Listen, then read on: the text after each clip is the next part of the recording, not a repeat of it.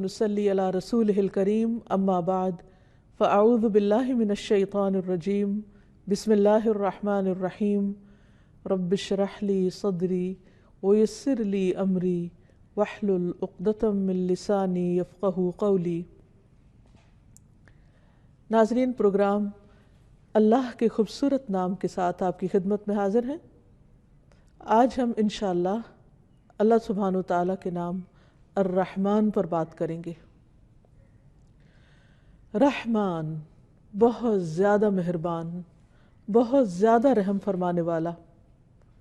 قرآن مجید میں اللہ تعالیٰ فرماتے ہیں قُلِ ادْعُوا اللَّهَ أَوِ ادْعُوا الرَّحْمَٰنَ أَيَّمَّا تَدْعُوا فَلَهُ الْأَسْمَاءُ الْحُسْنَىٰ، کہہ دو اللہ کو پکارو یا رحمان کو پکارو، تم جس کو بھی پکارو گے سو یہ بہترین نام اسی کے ہیں، یعنی چاہو تو اللہ کہہ کے پکارو یا رحمان کہہ کے پکارو، کیونکہ رحمان بھی اس کا نام ہے۔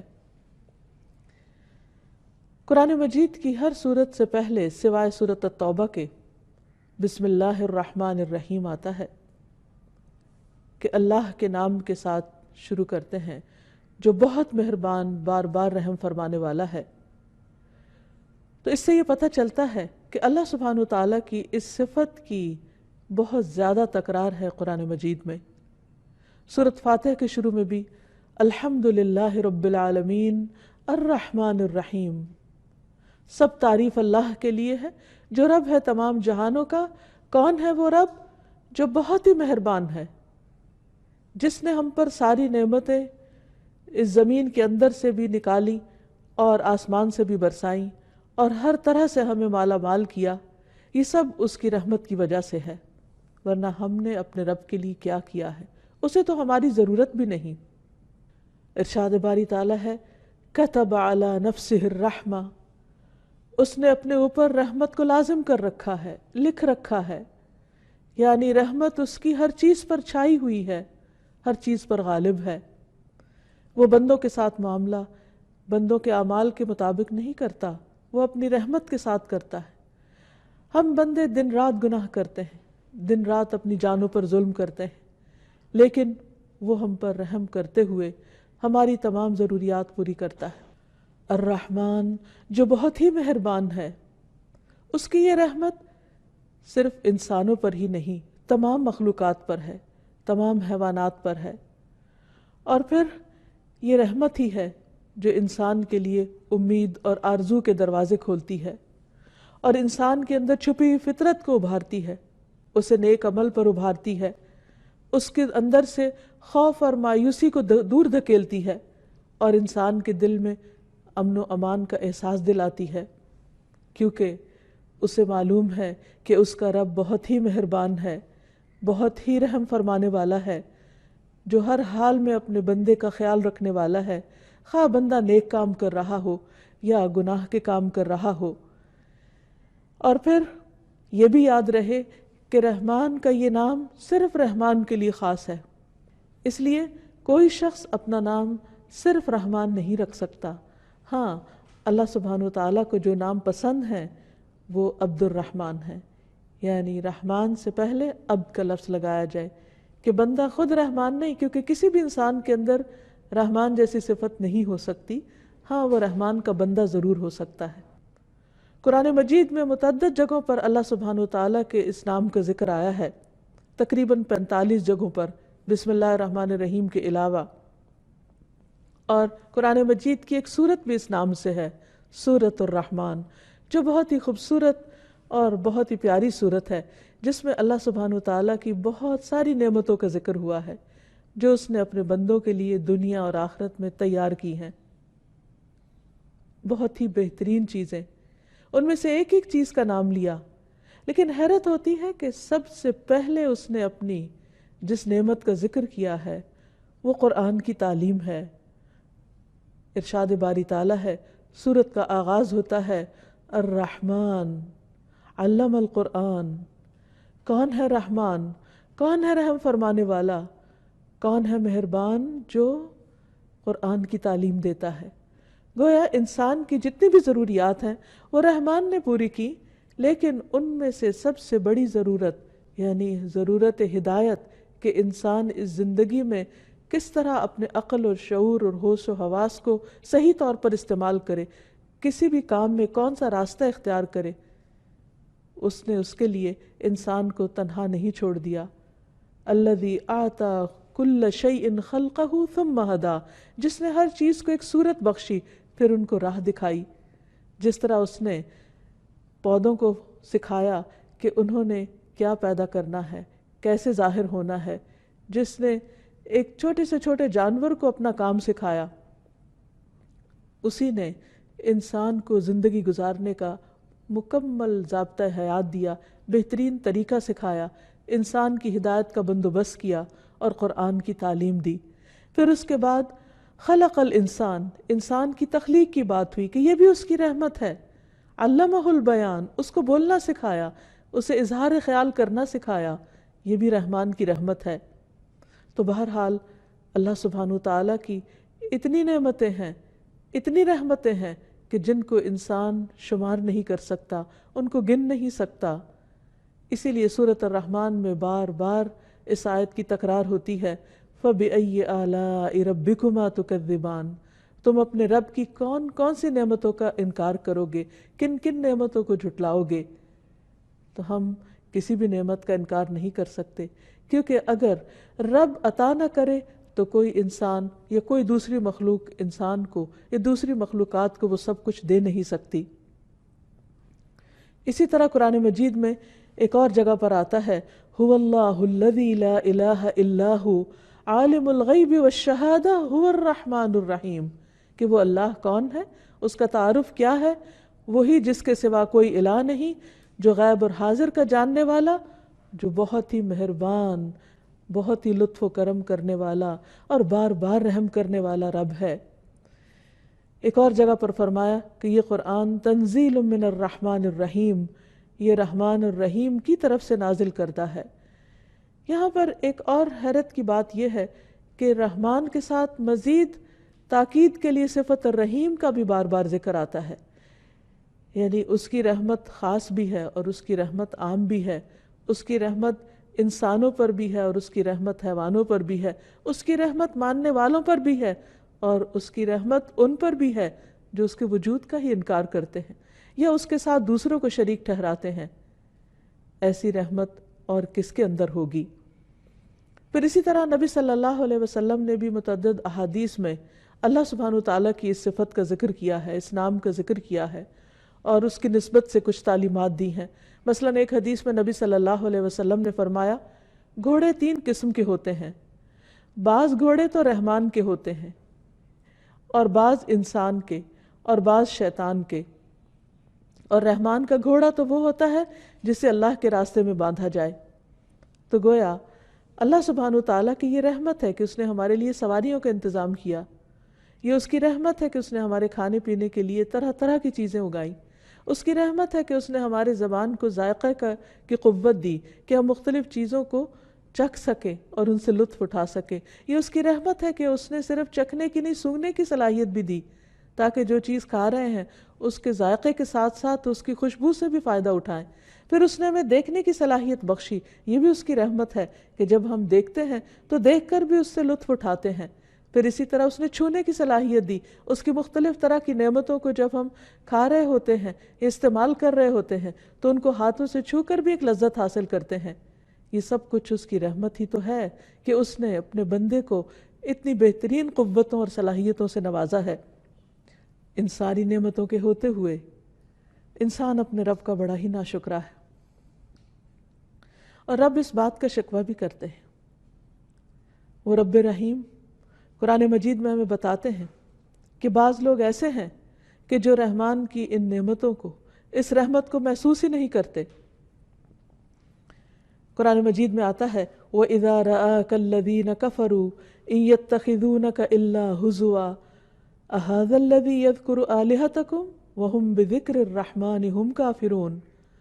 اور جب یہ منکر آپ کو دیکھتے ہیں تو بس مذاق ہی اڑانے لگتے ہیں، کہتے ہیں کیا یہی ہے وہ شخص جو تمہارے معبودوں کا ذکر کرتا ہے جبکہ وہ خود رحمان کے ذکر سے منکر ہیں، یعنی رحمان کی دی ہوئی ساری رحمت سے، نعمتوں سے فائدہ اٹھاتے ہیں لیکن اس کو یاد نہیں کرتے، اس کی رحمت کو محسوس نہیں کرتے، اس کا شکر ادا نہیں کرتے۔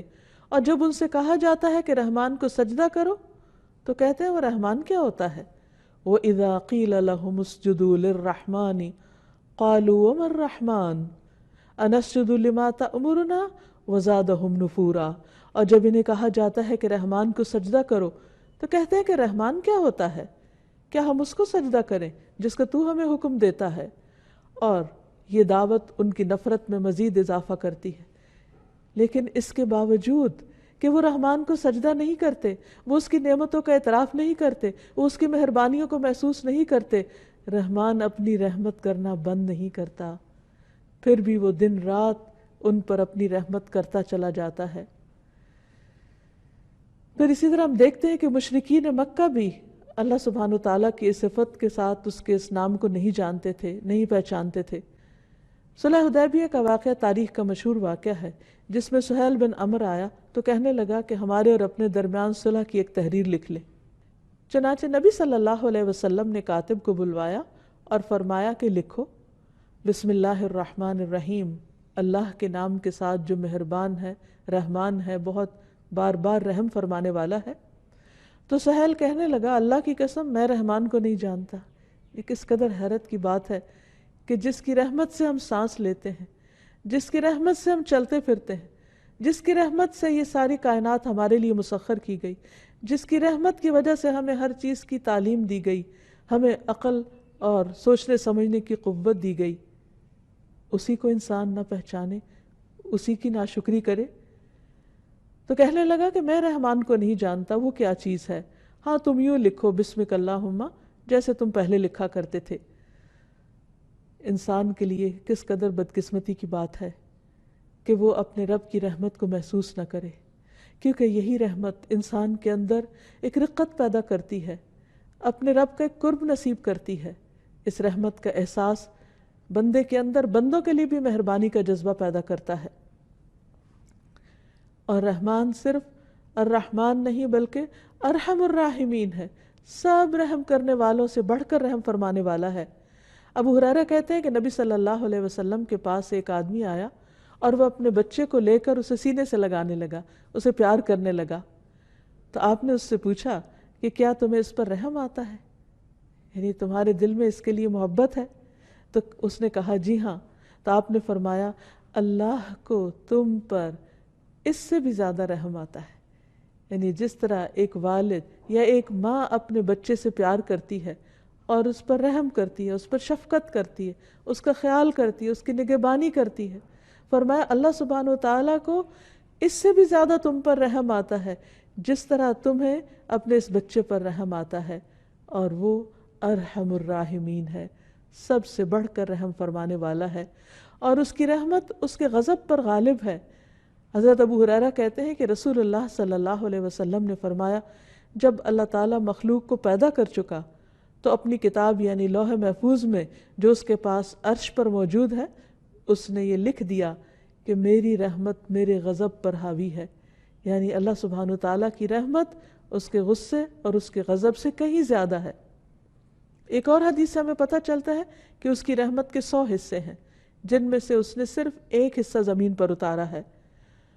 نبی صلی اللہ علیہ وسلم نے فرمایا اللہ کے لیے 100 رحمتیں ہیں، ان میں سے ایک جنات، انسانوں، چوپایوں اور کیڑوں مکوڑوں کے لیے نازل کی گئی ہے، یعنی ان کے اندر ڈال دی گئی ہے، اور اس رحمت کی وجہ سے وہ آپس میں ایک دوسرے پر مہربانی اور شفقت کرتے ہیں۔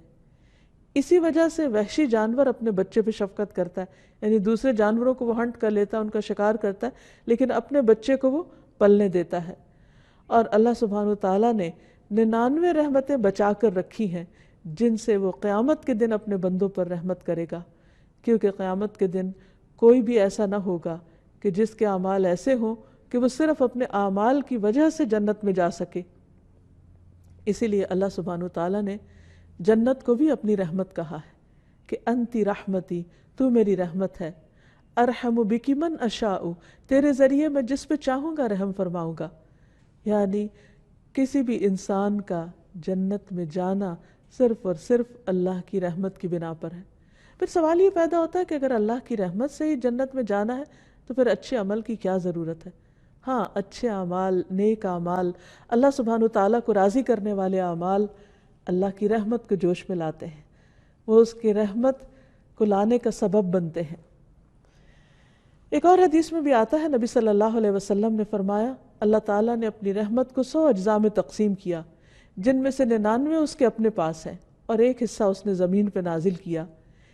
اسی وجہ سے، اس ایک حصے کی وجہ سے جو اس نے پوری مخلوق کے اندر بانٹ دیا، مخلوق ایک دوسرے کے ساتھ نرمی اور مہربانی کا معاملہ کرتی ہے، اچھائی سے پیش آتی ہے، یہاں تک کہ گھوڑا اپنے بچے پر پاؤں نہیں مارتا، یعنی وہ جو ہر چیز کو پاؤں کے ساتھ دھکیل دیتا ہے وہ اپنے بچے کو نہیں دھکیلتا، اس اندیشے کے تحت کہ اسے کوئی نقصان نہ ہو۔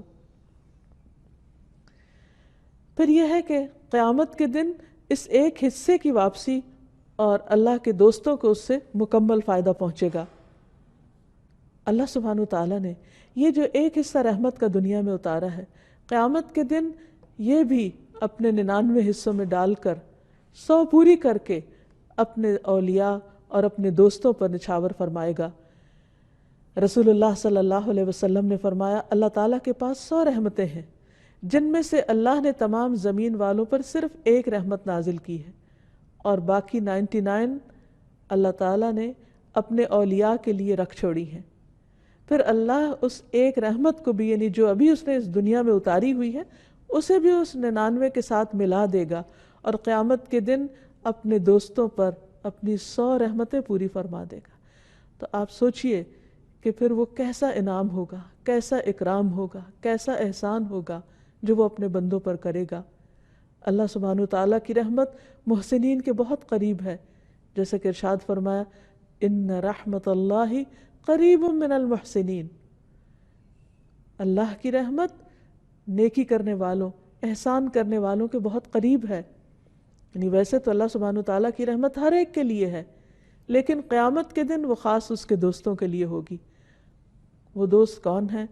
جو اللہ سبحانہ تعالیٰ کو اس دنیا میں راضی کرتے ہیں، اس کے احکامات پر چلتے ہیں، اس کی عبادت کرتے ہیں، اس کی اطاعت کرتے ہیں، اس کی خوشی کو اپنی خوشی پر مقدم رکھتے ہیں، اس کی رضا کو اپنی رضا کے آگے رکھتے ہیں۔ ایسے لوگوں پر اللہ سبحانہ تعالیٰ اپنی رحمتیں تمام کر دے گا۔ پھر اسی طرح یہ ہے کہ قیامت کے دن اللہ کے نافرمانوں پر بھی کچھ رحمت ہوگی۔ حدیث میں آتا ہے کہ وہ جہنمی جو اس میں ہمیشہ رہیں گے، یعنی جہنم میں، ان پر تو نہ موت آئے گی اور نہ ہی انہیں کوئی زندگی نصیب ہوگی۔ البتہ جن پر اللہ تعالیٰ اپنی رحمت کا ارادہ فرمائے گا انہیں جہنم میں موت دے دے گا، پھر سفارش کرنے والے ان کی سفارش کریں گے اور ہر آدمی اپنے دوستوں کو نکال کر لے جائے گا۔ وہ لوگ ایک خصوصی نہر میں جس کا نام نہر حیات ہے یا نہر جنت، وہاں غسل کریں گے اور ایسے اگائیں گے جیسے سیلاب کے بہاؤ میں دانہ اگاتا ہے۔ تو بہرحال اللہ سبحانہ تعالیٰ کی یہ رحمت اپنے دوستوں کے لیے تو خاص ہوگی، لیکن اس کی اس رحمت سے کچھ وہ بھی لوگ فائدہ اٹھائیں گے کہ جو اس کے نافرمان ہیں، جن کے پاس کوئی ایک بھی نیکی یا کوئی ایک بھی فرما برداری کا کام نہیں تھا۔ اس دنیا میں اگر انسان اللہ سبحانہ تعالیٰ کی رحمت کو محسوس کرنا چاہے تو اس کے لیے لازم ہے کہ وہ باہر نکلے اور زمین و آسمان کی تخلیق پر غور کرے اور اللہ سبحانہ تعالیٰ کی قدرت کے مشاہدات کو دیکھے کہ کس طرح بارش برستی ہے، کیونکہ بارش بھی اس کی رحمت کا ایک حصہ ہے، اور پھر کس طرح رات دن میں اور دن رات میں تبدیل ہو جاتے ہیں، کس طرح زمین پر یہ تبدیلی آ جاتی ہے، کس طرح سورج کی تپش فصلوں کو پکاتی ہے، اور کس طرح چاند کی روشنی راتوں کو ٹھنڈک بخشتی ہے۔ قرآن مجید میں اللہ تعالیٰ فرماتے ہیں وَمِن رَحْمَتِهِ جَعَلَ لَكُمُ اللَّيْلَ وَالنَّهَارَ لِتَسْكُنُوا فِيهِ وَلِتَبْتَغُوا مِن فَضْلِهِ وَلَعَلَّكُمْ تَشْكُرُونَ، اور اس نے اپنی رحمت ہی سے تمہارے لیے رات اور دن کو بنایا تاکہ تم اس میں آرام کرو۔ یہ بندے کو جو نیند کی صلاحیت بخشی ہے، سونے کی جو توفیق دی ہے، یہ بھی اس کی رحمت ہے۔ اور جب رات آ جاتی ہے، رات کا اندھیرا گہرا چھا جاتا ہے اور ہر چیز سکون پکڑتی ہے، تو اپنے بندوں کو بھی رب سلا دیتا ہے، اور یہ بھی اس کی رحمت کی علامت ہے۔ اور پھر دن کو اس نے روشن بنایا، کس لیے؟ تاکہ تم اس میں اپنے رب کا فضل تلاش کر سکو، اپنے رزق کو تلاش کر سکو، دنیا میں کام کاج کر سکو، کیونکہ جب سورج نکلتا ہے تو انسان کے اندر ایک عجب طرح کی نشاط ہوتی ہے، اس وقت بھی انسان کو اپنے رب کی رحمت کو محسوس کرنا چاہیے۔ گرمی کے بعد جب ٹھنڈی ہوا چلتی ہے تو یہ کون چلاتا ہے؟ یہ بھی رب کی رحمت کی علامت ہوتی ہے۔ اسی طرح جیسے یہاں فرمایا وَهُوَ الَّذِي أَرْسَلَ الرِّيَاحَ بُشْرًا بَيْنَ يَدَيْ رَحْمَتِهِ وَأَنزَلْنَا مِنَ السَّمَاءِ مَاءً طَهُورًا، اور وہی ہے جس نے ہواؤں کو اپنی رحمت سے پہلے خوشخبری کے لیے بھیجا، یعنی بارش کے آنے سے پہلے جب ہوا چلتی ہے تو اس کی رحمت کو محسوس کرنا چاہیے۔ اور ہم نے آسمان سے پاک کرنے والا پانی اتارا، یعنی بارش کا پانی ہر چیز کو دھو ڈالتا ہے، درختوں کو، نباتات کو اور مختلف چیزوں کو، اور اس میں انسانوں اور حیوانوں کے لیے پینے کا بھی حصہ ہے۔ پھر آپ دیکھیے کہ اللہ سبحانہ و تعالیٰ کی رحمت جو ہے یہ اس کی کسی کمزوری کی وجہ سے نہیں ہے، وہ صاحب اقتدار ہے، وہ عرش پر مستوی ہے، وہ سب سے بلند ہے، اس کے باوجود مہربان ہے۔ دنیا میں آپ دیکھیں گے کہ عام طور پر جب کسی انسان کو کوئی اقتدار ملتا ہے یا کوئی طاقت ملتی ہے تو عموماً وہ ظالم ہو جاتا ہے، لیکن اللہ سبحانہ و تعالیٰ سے بڑھ کر طاقت کس کے پاس ہے؟ اللہ سبحانہ و تعالیٰ سے زیادہ بلند مقام کس کے پاس ہے؟ لیکن اس کے باوجود وہ مہربان ہے۔ قرآن مجید میں آتا ہے الرحمن علی العرش استویٰ، رحمان عرش پر مستوی ہے، یعنی اتنی بلندی پر ہونے کے باوجود وہ مہربان ہے۔ پھر اسی طرح قرآن مجید میں متعدد مقامات پر العزیز الرحیم کا لفظ آتا ہے۔ ایک طرف وہ زبردست ہے، وہ غلبے والا ہے، وہ قوت والا ہے، وہ اپنا حکم نافذ کر سکتا ہے، اور دوسری طرف وہ بہت مہربان ہے۔ عام طور پر بندوں کے اندر زیادہ تر وہ مہربان ہوتے ہیں جو اپنی کسی ویکنس کی وجہ سے دوسروں پر مہربانی کر رہے ہوتے ہیں، یا تو فطرتاً ان کے اندر ایک ایسی کیفیت ہوتی، یا پھر جب وہ دیکھتے ہیں کہ وہ کوئی قوت نہیں رکھتے، کوئی طاقت نہیں رکھتے، تو عام طور پر وہ مسکین ہو جاتے ہیں یا پھر نرم مزاج ہو جاتے ہیں۔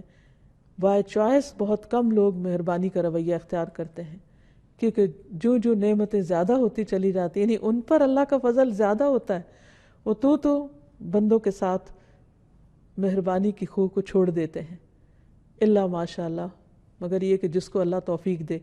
لیکن اللہ سبحانہ وتعالیٰ جو سارے خزانوں کا مالک، جو سب کچھ کر سکتا ہے، وہ اپنے نافرمانوں کو ایک آن میں ختم کر سکتا ہے، لیکن اس کے باوجود وہ ان کو رزق دیتا رہتا ہے۔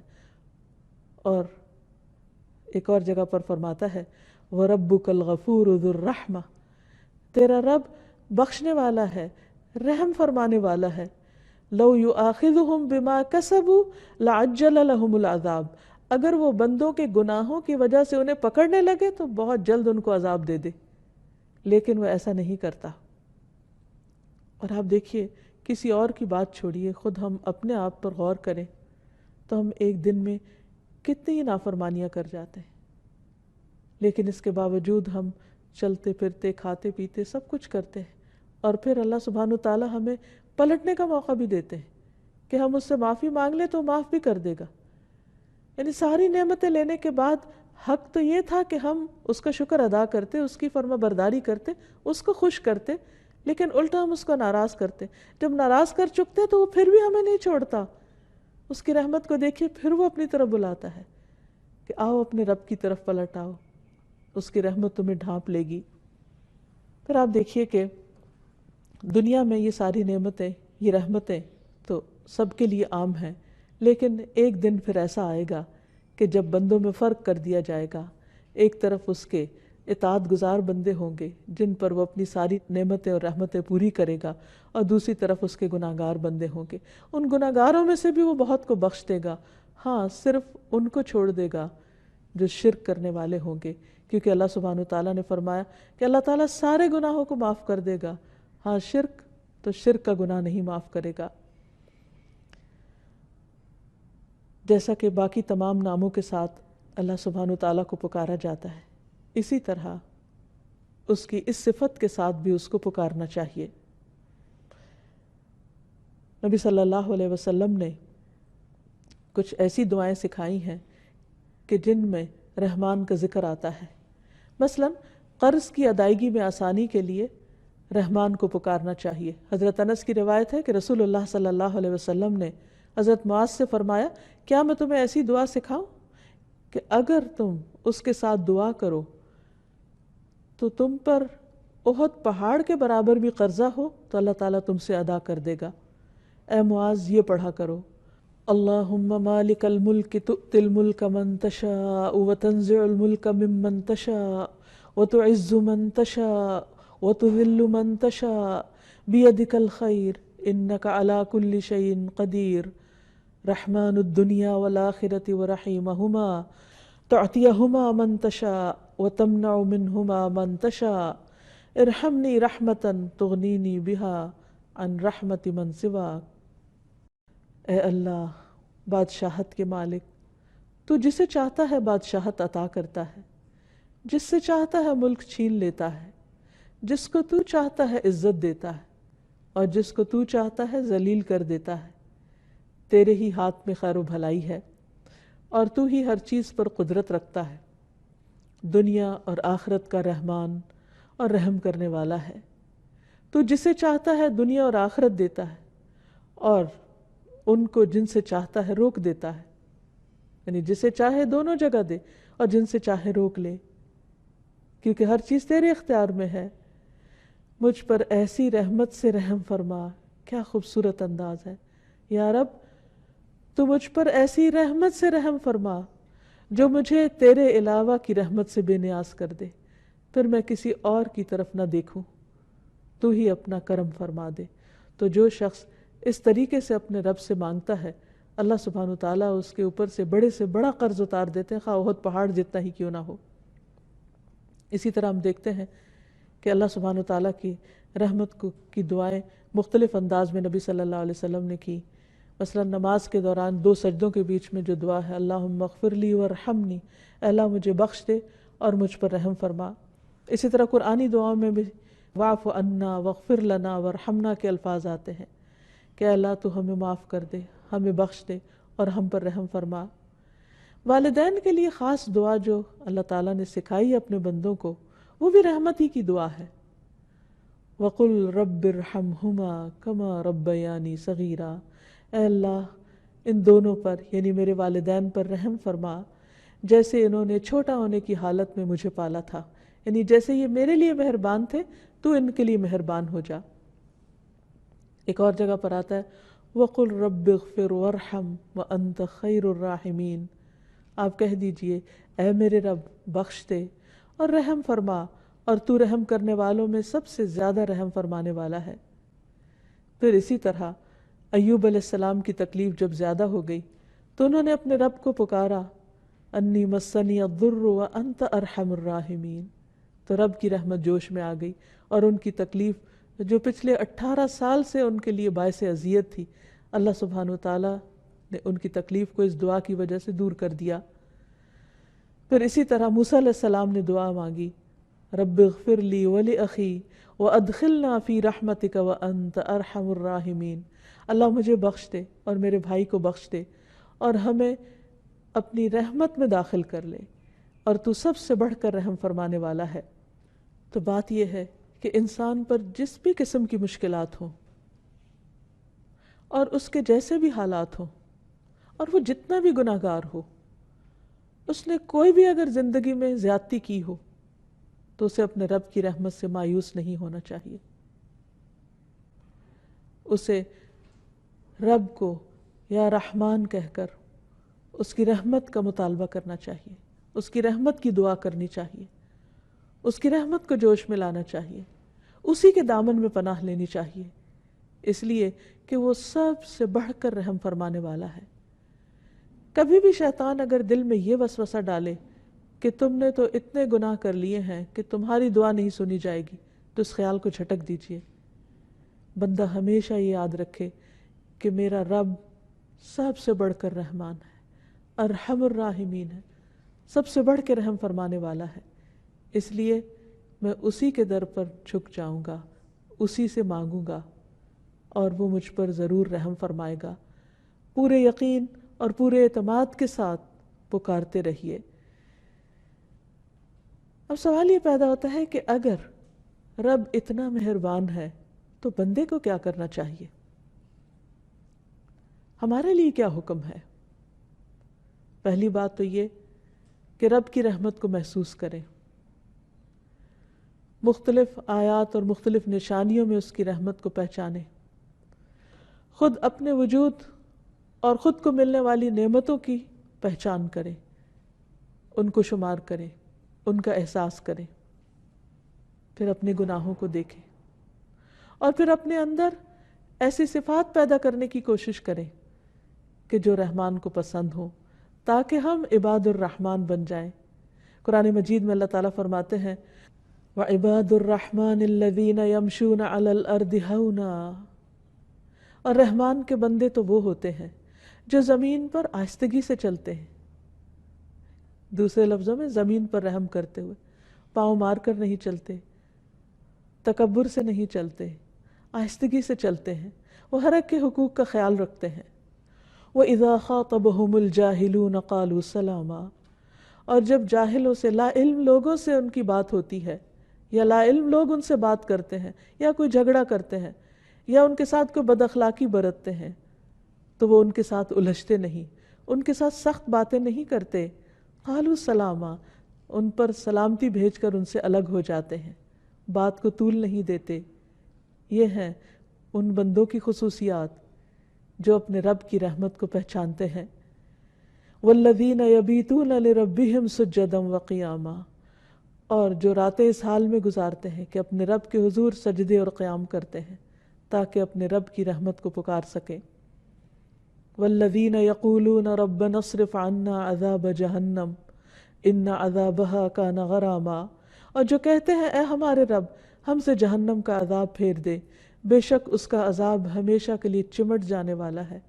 اگرچہ وہ جانتے ہیں کہ رب مہربان ہے، لیکن اس کے ساتھ ساتھ اپنے گناہوں سے ڈرتے ہیں اور گناہوں کی سزا سے بچنے کی فکر کرتے ہیں۔ انہا ساءت مستقرا ومقاما، بے شک وہ بری ٹھہرنے کی جگہ اور بری اقامت کی جگہ ہے، یعنی وہ سمجھتے ہیں کہ جہنم بہت برا ٹھکانہ ہے۔ یعنی اللہ سبحانہ وتعالیٰ کی رحمت کا غلط مطلب نہیں لیتے، بلکہ اس کی رحمت کے تقاضے کے طور پر ایسے کام کرتے ہیں، ایسی دعائیں مانگتے ہیں کہ جس سے اس کی رحمت سے وہ محروم نہ رہ جائیں۔ والذین اذا انفقوا لم یسرفوا، رحمان کے بندوں کی اور کیا خصوصیات ہوتی ہیں؟ وہ بندے ہوتے ہیں جب وہ مال خرچ کرتے ہیں تو اسراف نہیں کرتے، فضول خرچی نہیں کرتے، کیونکہ ایک اور جگہ پر آتا ہے ان المبذرین کانوا اخوان الشیاطین وکان الشیطان لربہ کفورا، کہ فضول خرچ شیطان کے بھائی ہوتے ہیں اور شیطان اپنے رب کا بہت ہی ناشکرا ہے۔ تو رحمان کے بندے خرچ میں اعتدال کی راہ اختیار کرتے ہیں، نہ اسراف کرتے ہیں، وَلَمْ يَقْتُرُوا، اور نہ ہی وہ تنگی سے خرچ کرتے ہیں۔ وَكَانَ بَيْنَ ذَلِكَ قَوَامًا، اور ان کا خرچ اس کے درمیان معتدل ہوتا ہے، یعنی اعتدال کی راہ ہوتی ہے۔ اللہ کی صفت رحمان کو پہچاننے والے تو وہ ہوتے ہیں جن کے دلوں میں رحمت ہوتی ہے، جو دوسرے بندوں پر، دوسری مخلوق پر مہربان ہوتے ہیں، جو دوسروں کو دکھ، درد، تکلیف، پریشانی اور غم کو محسوس کر سکتے ہیں۔ وہ ہر ایک کے لیے مہربان ہوتے ہیں، ان کے لیے بھی جو ان کے ساتھ اچھا کرے اور ان کے لیے بھی جو ان کے ساتھ اچھا نہ کرے۔ جیسے نبی صلی اللہ علیہ وسلم اپنے دشمنوں کے لیے بھی مہربان تھے۔ فَلَعَلَّكَ بَاخِعٌ نَفْسَكَ عَلَىٰ آثَارِهِمْ إِن لَّمْ يُؤْمِنُوا بِهَٰذَا الْحَدِيثِ أَسَفًا، کہ شاید آپ اپنی جان ان کے پیچھے غم سے ہلاک کر لیں اگر وہ اس بات پر ایمان نہ لائے، یعنی جو ایمان نہ لائے، جو آپ کی دعوت پر لبیک نہیں کہنے والے تھے، آپ ان کے لیے بھی روتے تھے، ان کے لیے بھی درد محسوس کرتے تھے۔ تو رحمان کا بندہ وہی ہوتا ہے جو سارے اہل زمین پر مہربان ہوتا ہے، جیسا کہ ابو داؤد کی روایت میں آتا ہے رحم کرنے والوں پر رحمان رحم کرتا ہے، اہل زمین پر رحم کرو، آسمان والا تم پر رحم کرے گا۔ ایک اور جگہ پر آتا ہے رحم کرنے والوں پر رحمان بھی رحم کرتا ہے، تم زمین والوں پر رحم کرو، آسمان والا تم پہ رحم کرے گا۔ رحم بھی رحمان کی شاخ ہے، جس نے اس کو جوڑا اللہ بھی اس سے رشتہ جوڑ لیں گے، اور جو اسے کاٹے گا اللہ اس سے تعلق کاٹ لیں گے۔ رحم کریں گے تو رحم پائیں گے۔ ایک مرتبہ نبی صلی اللہ علیہ وسلم نے منبر پر یہ بات ارشاد فرمائی، تم رحم کرو تو تم پر بھی رحم کیا جائے گا، تم معاف کر دو تو تمہیں بھی معاف کر دیا جائے گا۔ اور فرمایا ہلاکت ہے ان لوگوں کے لیے جو صرف باتیں سنتے ہی ہیں، ہلاکت ہے ان لوگوں کے لیے جو اپنے گناہوں پر جانتے بوجھتے اصرار کرتے رہتے ہیں۔ پھر انسان کی یہ رحمت صرف گھر سے باہر کے لوگوں کے ساتھ نہیں ہونی چاہیے، گھر والوں کے ساتھ بھی ہونی چاہیے۔ حضرت انس کہتے ہیں کہ رسول اللہ صلی اللہ علیہ وسلم اپنے گھر والوں اور بچوں کے لیے بہت رحم دل تھے، یعنی جو جتنا کمزور ہو اس کے ساتھ اتنی ہی مہربانی کا سلوک ہو۔ حضرت ابو ہریرہ کہتے ہیں کہ رسول اللہ صلی اللہ علیہ وسلم نے حضرت حسن بن علی کو بوسہ دیا تو آپ کے پاس اقرا بن حابس بیٹھے ہوئے تھے، تو انہوں نے کہا میرے 10 بیٹے ہیں اور میں نے ان میں سے کبھی کسی کو نہیں چوما۔ آپ نے ان کی طرف دیکھا اور فرمایا جو رحم نہیں کرتا اس پر رحم نہیں کیا جاتا۔ ایک اور جگہ پر آتا ہے کہ اگر اللہ نے تیرے دل سے رحم چھین لیا ہے تو میں کیا کر سکتا ہوں۔ تو گویا چھوٹے بچوں کے ساتھ رحمت اور شفقت کا معاملہ، پھر فقراء اور مساکین کے ساتھ، بعض اوقات ہم کوئی بیمار ہو، کوئی دکھی ہو، تکلیف میں ہو، اس کے ساتھ پھر بھی مہربانی کا سلوک کر لیتے ہیں، لیکن عموماً سوسائٹی کے محروم طبقات فقراء اور مساکین کے لیے نہیں سوچتے۔ حالانکہ ابو ذر رضی اللہ عنہ کی روایت میں ہے کہ مجھے میرے خلیل نے 5 باتوں کا حکم دیا، یعنی نبی صلی اللہ علیہ وسلم جو میرے دوست تھے انہوں نے 5 چیزوں کا حکم دیا۔ نمبر 1 مساکین پر رحم کرنے اور ان سے قریب رہنے کا۔ نمبر 2 اپنے سے نیچے والے کو دیکھنے اور اوپر والے کو نہ دیکھنے کا۔ نمبر 3 صلہ رحمی کرنے کا کہ اس کو نہ توڑا جائے۔ نمبر 4 حق بات یعنی سچ بات کہنے کا، خواہ وہ تلخ ہی کیوں نہ ہو، اور یہ کہ میں کثرت سے لا حول ولا قوت الا باللہ پڑھا کروں۔ پھر اسی طرح پرندوں اور جانوروں کے ساتھ رحم کرنے کا حکم ہے۔ نبی صلی اللہ علیہ وسلم نے فرمایا جس نے رحم کیا اگرچہ چڑیا کو ذبح کرنے کا معاملہ ہی کیوں نہ ہو، یعنی ایک جانور کو ہی ذبح کرنا کیوں نہ ہو، تو اللہ تعالیٰ قیامت کے دن اس پر رحم فرمائے گا۔ ایک آدمی نے کہا اللہ کے رسول صلی اللہ علیہ وسلم میں ایک بکری ذبح کرتا ہوں اور اس کے ساتھ شفقت کرتا ہوں، پیار سے اور اچھے طریقے سے۔ آپ نے فرمایا اگر تم بکری کے ساتھ شفقت کرتے ہو تو اللہ سبحانہ وتعالیٰ تم پر رحم فرمائے گا۔ تو حقیقت یہ ہے کہ ہمیں ہر ایک کا احساس کرنا چاہیے۔ آپ صلی اللہ علیہ وسلم نماز پڑھاتے ہوئے اگر کسی بچے کے رونے کی آواز سن لیتے تو آپ اپنی نماز کو مختصر کر دیتے تھے۔ بچے کی ماں پر رحمت کرتے ہوئے یا بچے پر رحمت کرتے ہوئے کہ وہ اپنی ماں کے لیے پریشان ہو رہا ہے، اور اس شخص میں کوئی خیر اور بھلائی نہیں جس کے اندر رحم کا جذبہ نہیں۔ اور نبی صلی اللہ علیہ وسلم پر جب دوزخ پیش کی گئی تو اس میں آپ نے بنی اسرائیل کی ایک عورت کو دیکھا جس نے بلی کو باندھ رکھا اور اس پر رحم نہ کیا اور اسے کھانے کے لیے کچھ نہ دیا اور نہ اسے چھوڑا کہ وہ خود اپنے لیے کچھ ڈھونڈ کر کھا لے۔ تو خواہ کوئی کتنا ہی عبادت گزار ہو، لیکن اگر وہ بندوں پر رحم نہیں کرتا تو وہ رحم کا مستحق نہیں۔ اللہ تعالیٰ سے دعا ہے کہ وہ ہم سب پر رحم فرمائے اور ہمارے دلوں کے اندر دوسروں کے لیے رحم کا جذبہ ڈال دے۔ وآخر دعوانا ان الحمد للہ رب العالمین۔